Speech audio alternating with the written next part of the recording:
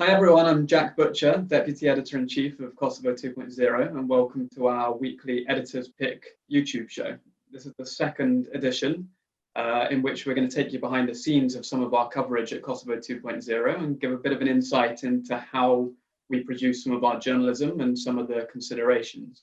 So I'm joined this week by one of our editors, Tringë Sokoli, and we're going to discuss her article that she's been writing over the course of the past 2-3 months, which is called "The Rector Who Wouldn't Give Up on the Future."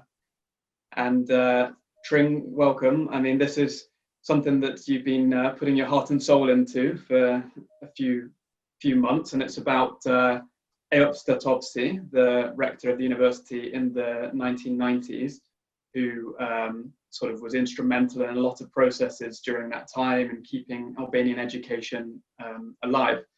And maybe just to start off the conversation, I mean, I remember that day when you first came and you first suggested this topic, but what was it that really made you think of writing about Eyüp Statowski in the first place? Hi, Jack, from afar, and thanks. As you remember, it was over the summer that I came to you with this idea. When the COVID restrictions were initially softened, me and some friends gathered together and were playing some games at one of our friends' verandas. And we were playing this game of 21 questions where someone thinks of a famous figure, and then the others have to go around asking yes or no questions until they guess who the person is. And up until now, the game had been going fairly smoothly, like everyone was guessing right after 15, 16 guesses. So when my turn came, I wanted to, make it a bit more difficult. And thought of the rector, Eyüp Statowski. I didn't know myself that much about him either, just the name and his role in the 90s.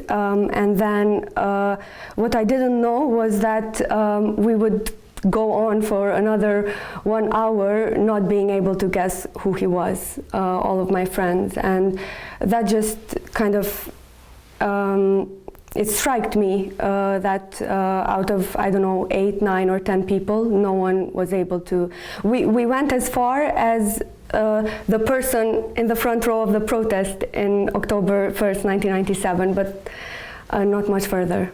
So, yeah.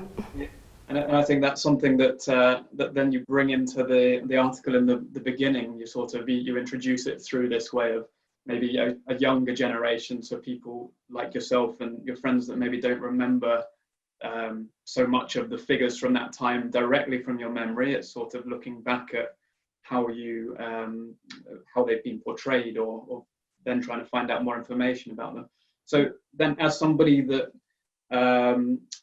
doesn't remember the rector directly, then how did you sort of go about the process once you knew that you were going to be writing about this and you'd pitched the ideas? How do you start to build this picture, and it's a very rounded picture, of somebody who is not in your personal memory, so you're kind of starting from the very beginning? Just talk us through the process a little bit there. Yeah, as anyone would do, I guess. I went on Google first and just surfed on the web for a bit, searching for on his Wikipedia page, which then sent me to other pages, news articles. And I remember I talked to a friend who told me that he works with one of the rector's 3 daughters. And then that's when I started thinking, wait, I could, they're here, part of his family is here, and I could go to them directly and start asking more. And then once I had that initial meeting with Anila, his first daughter, then I got a hold of a book that his wife, Drita, published. It's a collection of his works, his interviews, and a lot more. That was kind of what guided me into meeting some of his students and colleagues and other family members and so on.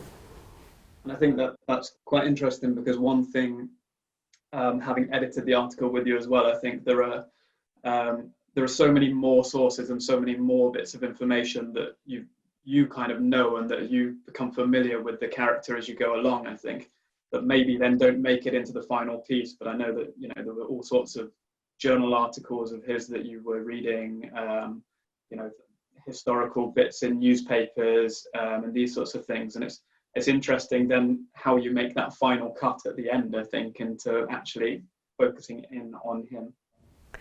Definitely. I think that was a problem for you as well, because there was a lot of material, as you know very well. But yeah, it was a process of discovery for me as well, definitely, because what I was missing from all of these was footage of him talking. There was, but very little. So through talking to different people about him, I also got, you know, I was building this figure in my head as well, different aspects of his personality, definitely.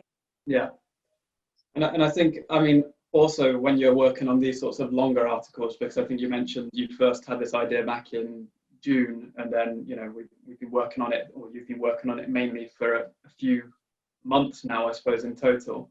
I mean, obviously, I think whenever anybody writes these longer pieces, there are periods when you're more enthusiastic about it. There are other times when it becomes harder. When I know there are also times when you sort of went through spells when you sort of thought, oh, you know, like, is anybody going to read this? Is it worth all the effort that I'm putting in? And I think that's something that we come across sometimes, particularly at Kosovo 2.0, where we're doing these longer pieces. We're not responding to the daily news cycle and the thing that everybody's talking about.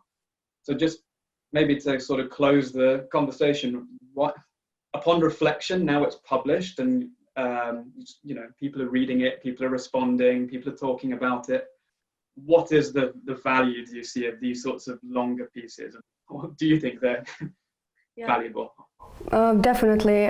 There were times when I felt pretty removed from reality while I was writing it, because I was so into this different era almost with the research that I was doing, and there were times when I felt that it's all in vain, you know, as almost anyone goes through those things sometimes. But now that it's finally out, and I'm talking to people who've read it or started reading it, and they're mentioning things that they didn't know about quite a period of time that this covers, you know, when I'm contextualizing other things going on at the time when he was growing up and then started working.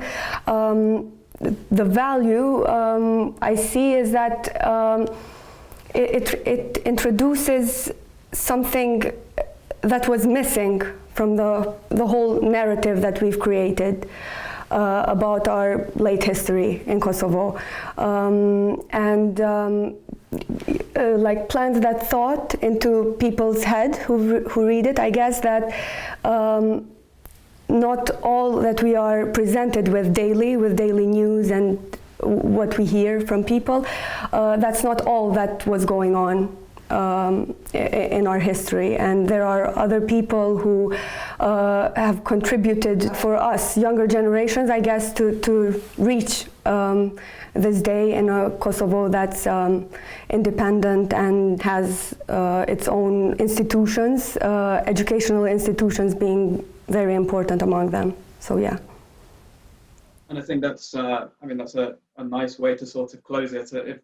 It's I mean, for anybody that hasn't read the article yet, you can read it on Kosovo2.0.com, and it really does take a kind of a long approach, looking right back from the 1940s when Epstead obviously was born, looking through his childhood, his education, brings through the sort of the periods when he was working as a professor, and then became the rector of the university, and then closes with quite an interesting kind of behind the scenes picture of you know, the 1990s, the student protest that he helped to lead and was very much at the forefront of. So I would encourage everybody to go on and read it at Kosovo2.0.com. And also to follow our social media channels, Instagram, Facebook, Twitter, and you can also subscribe to our newsletter, Best Bits, and all the links for this is in the description in the bottom below the video. So Tringë, thanks very much for joining today. Thanks. And looking forward to reading more pieces and editing more pieces with you. And I hope everyone joins us again for another editor's pick. Thank you.